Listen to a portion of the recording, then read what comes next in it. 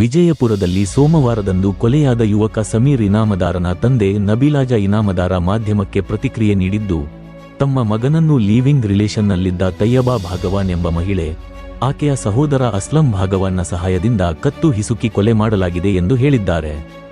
ಈ ಸಂಬಂಧ ತಂದೆ ಈ ಹೇಳಿಕೆ ನೀಡಿದ್ದಾರೆ.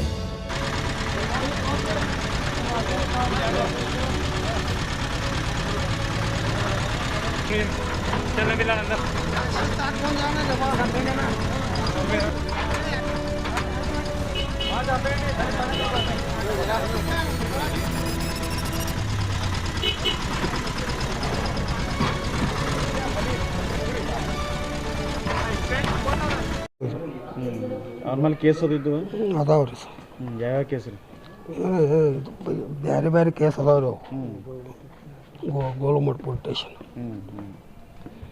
ನಿಮ್ಮ ಮಗನ ಹೊಡೆದಿದ್ದು ಎದ್ರ ಸಂಬಂಧ ಹೊಡೆದ್ರಿ? ಎದ್ರ ಸಂಬಂಧ ನೋಡಿದಾರೆ ಯಾರಿಗೂ ಗೊತ್ತಿರಿ ಅವರು. ಯಾರಿಗೂ ಗೊತ್ತಿಲ್ಲ. ರೊಕ್ಕ ದೇವರ ಏನಿಲ್ರಿ, ಅಕ್ಕಿ ಜೋಡಿ ಇರ್ತಿದ್ರಿ. ಮೊದಲು ಒಂದ್ಸಲ ಹೊಡೆದಿದ್ರಿ, ಅಕ್ಕಿ ಹೊಡಿಲಾಗ ಹಿಡಿದ್ರಿ ಇಲ್ಲಿ ಇದು ಚಾಕುನಿಂದ.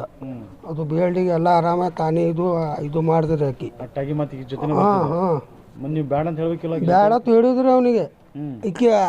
ಅಕ್ಕಿ ಬೇಡ, ಇಕ್ಕಿ ಬರ ಅಕ್ಕಿ ಬೇಡ, ಅವ ಹೋಗ.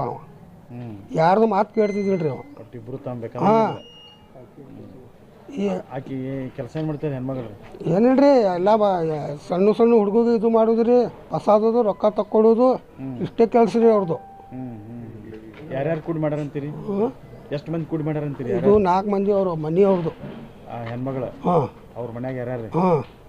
ಹೆಸರು ಗೊತ್ತಿಲ್ರಿ ನನಗೆ. ತಯ್ಯಬಾ